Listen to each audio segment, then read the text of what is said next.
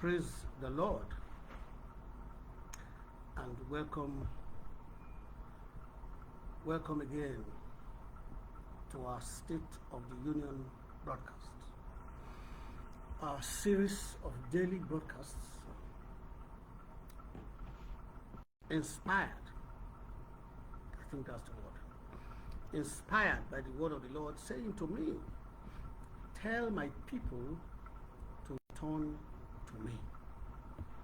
Tell my people to return to me.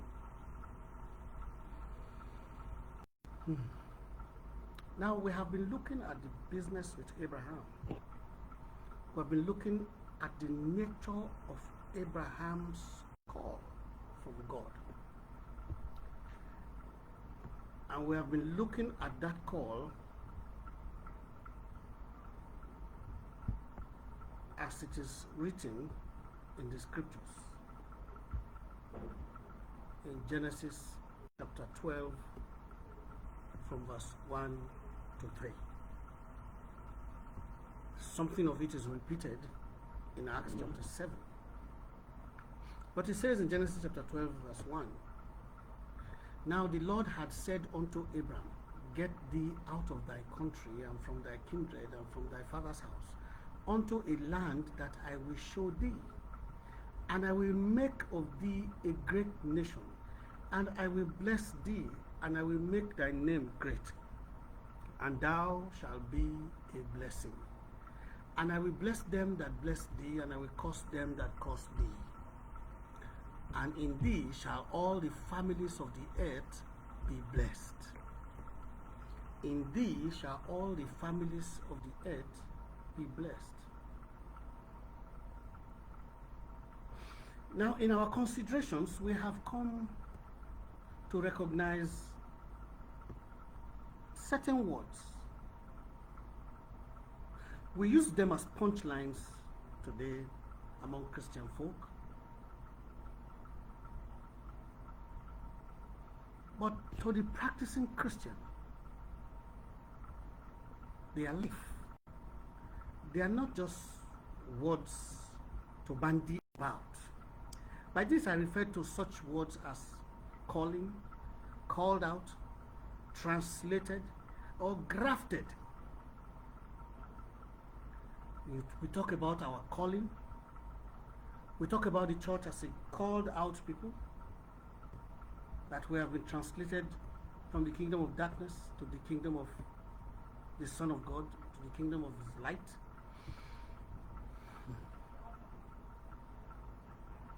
But these things are far more than just being, like I said, a punchline.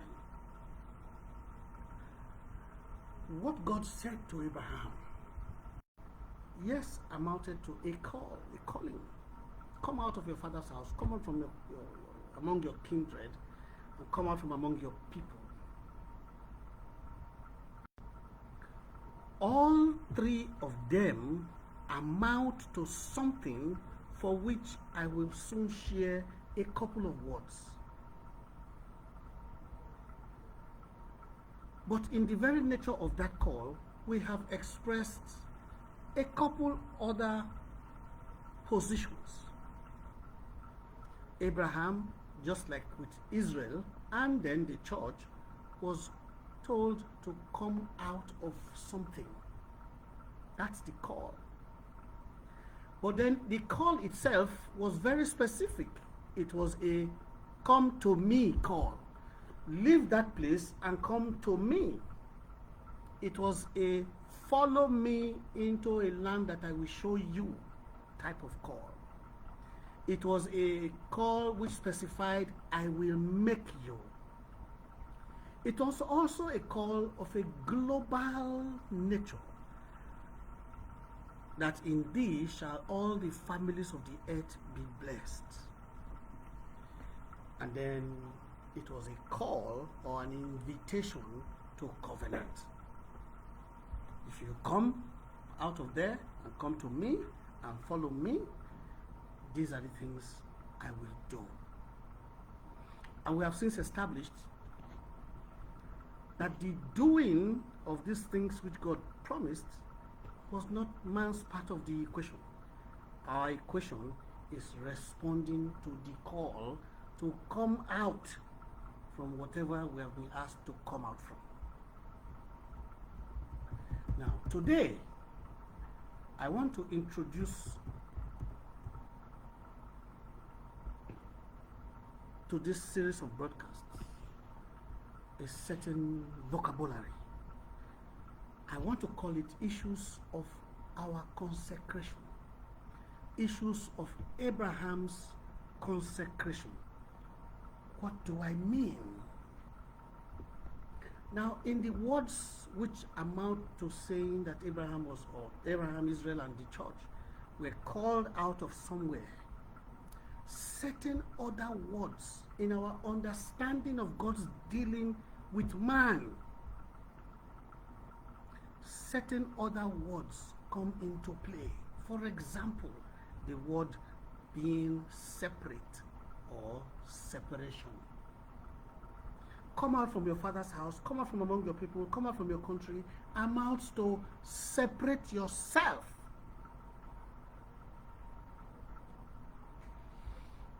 That Abraham was called out of that amounts to the fact that he was chosen out of there. To choose something is to pick one among several other possibilities. Abraham was picked just as Christians by a certain pre-election, a predestination of God. We were chosen before the foundation of the earth. We were chosen before Christ even came on the scene. We were chosen by God to be in Christ. And that very nature of it, being separate, being chosen, automatically distinguishes us. I don't mean distinguish in the sense of excellence. It sets us apart as a way of dividing between any set of things, to distinguish one from another.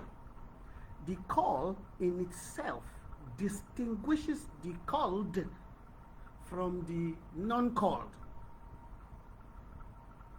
Now, because God called Abraham and therefore us to himself, he has reserved us for himself. Now I'm describing the issues of our consecration. We will soon get to defining it.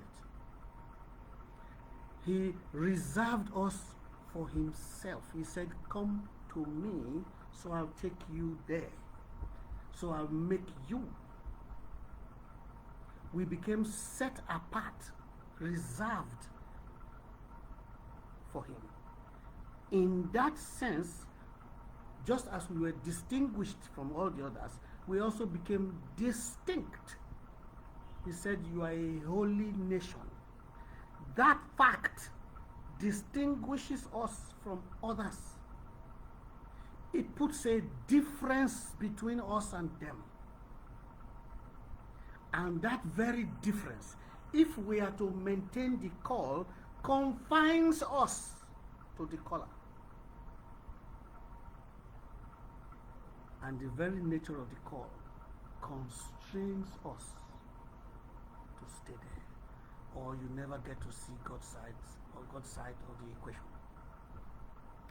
Now, in all of this, in all these words, separate, choose or chosen, distinguished, reserved, order, distinct, different, confined, constrained. Now you will see in 2 Corinthians 5 about 14, the apostle said, the love of Christ constrains us. What does it mean to constrain? To keep you in a certain direction, to keep you at a certain thing, away from whatever else.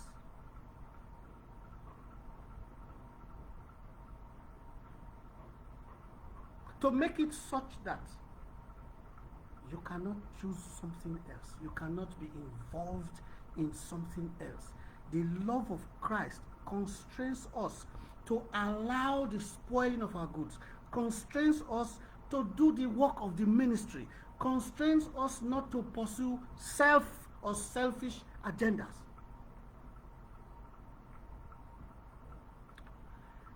In that respect, then,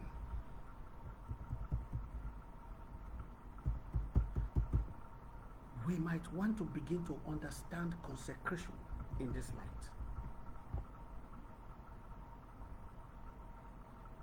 Because all these words we have just used essentially carry one meaning: distinction, difference, separate, reserved, confined, constrained. They essentially carry one meaning: to set apart from a body or a group of others. That's what the call of Abraham achieved or was targeted at, to set him apart. But if that were the definition of consecration, then it will carry only half of the true import of the word. For no one merely consecrates or sets himself or something apart. There is always going to be a reason, a focus, or object of such separation. So Abraham was separated from the rest of his country, his kindred, and his father's house. He was separated by that call unto God for a certain purpose. Follow me to a land that I will show you. I will make you great. I will make your name great.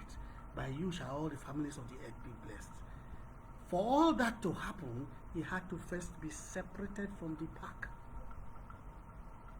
So you set something apart because you have something else to do, or for which you are reserving that thing.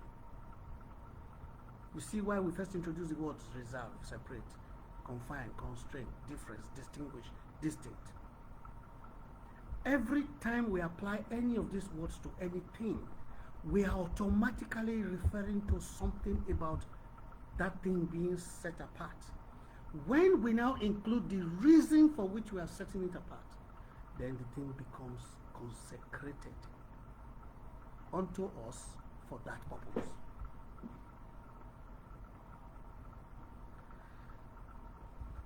So we create a difference between any set of things or peoples because there is a defining parameter. For example, the true Christian consecration is unto God. True Christian consecration is unto God. That is, we are setting self apart unto or because of some requirement, goal, or aspiration in God. So we set ourselves apart.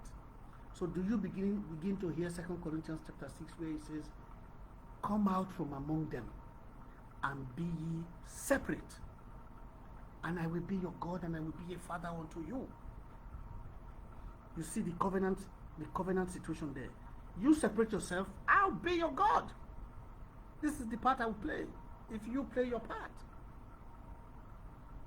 So in all these things, let's begin to understand when we say God is saying, tell my people to return to me. In returning, we fulfill one aspect of our consecration.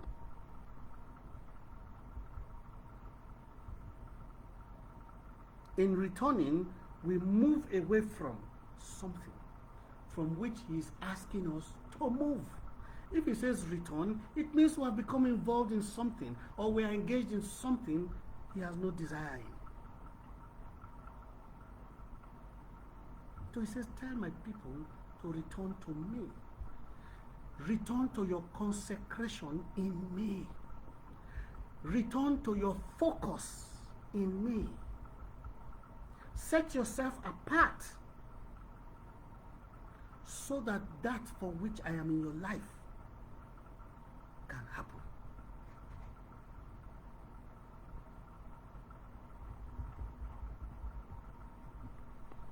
So the correct thing will be that we are consecrated unto God in the case of the Christian. But in the case of the athlete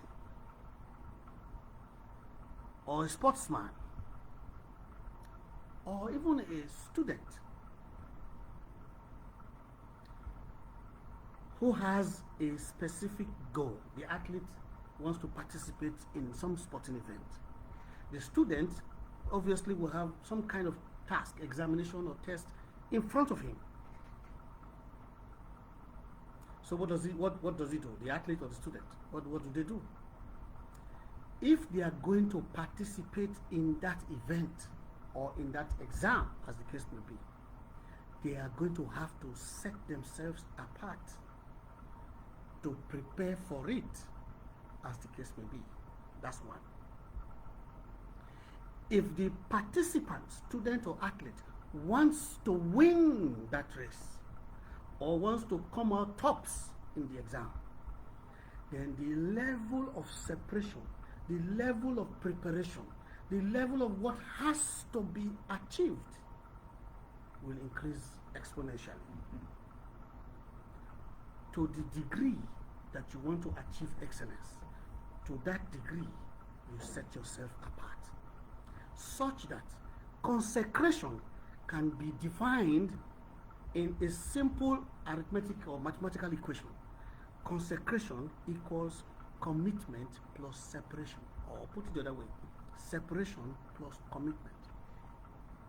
The sum total of things which we are ready to do to achieve a certain desired goal.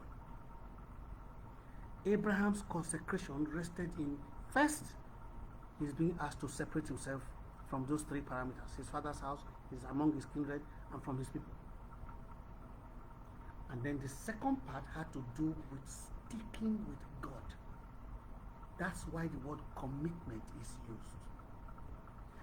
You see, there are certain words which we use interchangeably with such a word as commitment. By that I refer to words like steadfastness, loyalty, faithfulness, and of course commitment itself.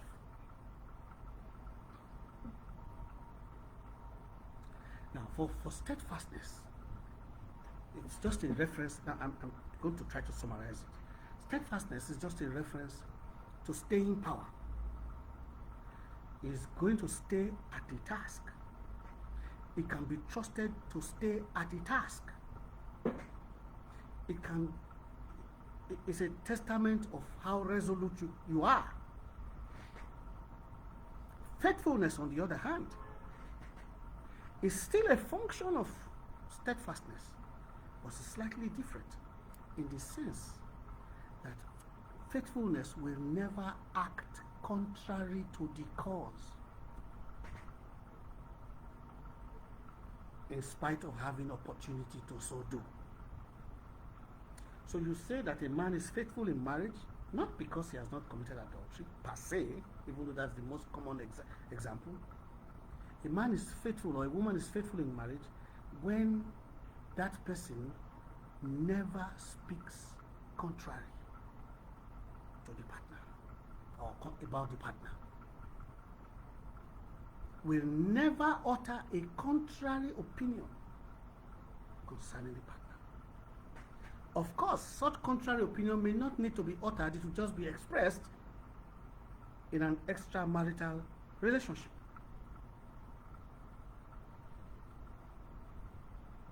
On the other hand, loyalty, like David said, make my feet like hind's feet. You know the hind, the family member of the antelope and the roe. The two back feet always seem to find exactly the spot where the two front feet just left when that fellow is on the move. In other words, in praying that prayer, David was saying, Lord, make me follow you without looking left or right. Loyal. You and you alone. But commitment, while appearing to be like all the others, commitment has a slight advantage on the others. Commitment stays. Commitment does not look left or right. Commitment does not speak evil. But more importantly, commitment is ready to suffer some kind of loss to stay the cause. So you say you are committed to something to the degree that you are willing to suffer loss for the sake of that thing. So when we say consecration is the sum of our separation from something and our commitment to the goal or the purpose or the focus in question. Let us understand. Abraham was called to come out from somewhere to come to God for this purpose. To the degree that Abraham stayed with God, that purpose was achievable. To the degree that he stayed with God. If he began to slacken, then that purpose will be delayed to that same degree. If he became distracted, he's God. He will wait until you come back. Now he's asking his people, come back. Move away from your distractions and follow after that to whom you have been called, which is God in Christ. Now we are studying the situation with Abraham. And so now we have come to the business of our consecration. The same was true about Israel. So long as Israel kept her eyes on God, she prospered. But every time Israel took her eyes away from God, especially onto idolatry, the nations around her began to oppress her. In other words, she lost power. Power with God. What's the meaning of the name Israel as given to Jacob originally? Prince with God, or if you like, power with God.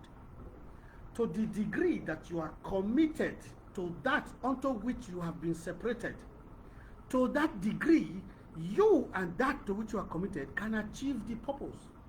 In the case of consecration unto God, God being the supplier of the power, to the degree that we are covenanted with him, to the degree that we are bound to him by consecration, to the degree that we are one with him, to that degree he can express all of himself, not just the promises, his power, his love, his nature, his person, his compassion, all of himself, to the degree that we are one with him in that consecration.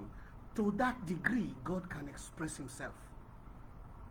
Do we see now from the athlete, from the student, and now from the Christian, how our power is decidedly based on our consecration? Now you see why God says, tell my people to return to me. If we seem powerless, one of the areas to look will be our consecration.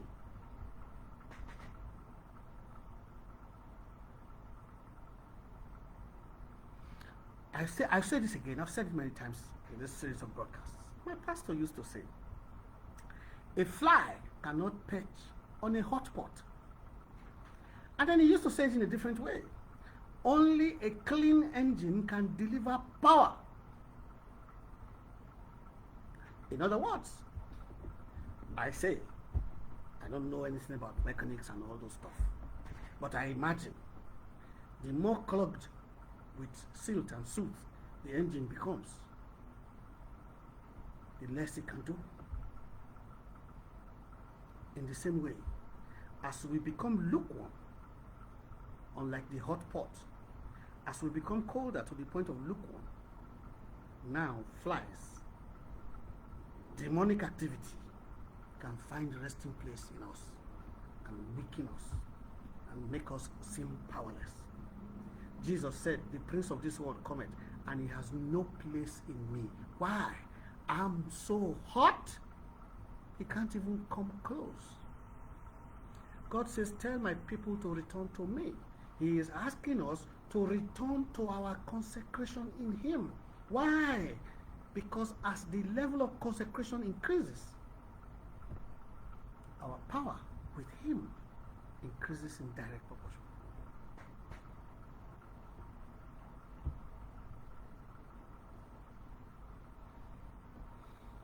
So God says, tell my people to return to me. He wants to manifest himself in us. He wants to perform. He wants to show our world Jesus through us. He wants to prove himself faithful in us. There is a statement in 2 Chronicles, I think chapter 9, verse 16. 2 Chronicles 9:16 or 16:9. It says, the eyes of God run to and fro the earth, looking to show himself strong to those who are faithful to him. Or, if you like, to those who are committed to him. The eyes of the Lord, they run to and fro all over the earth, looking for those who are committed or faithful to him, so that he can show himself strong on their behalf. And we must leave off in today's broadcast at this point. When God says, tell my people to return to me, when God says, tell my people to return to me, let us bear in mind 2 Chronicles 16:9. He's looking for those who will be committed to him so that he can show himself strong. What is the meaning of show himself strong? So that he can show his power in them. It's a matter of our consecration. God says, return to your consecration. We'll be back again with similar things. Same time tomorrow. Until then,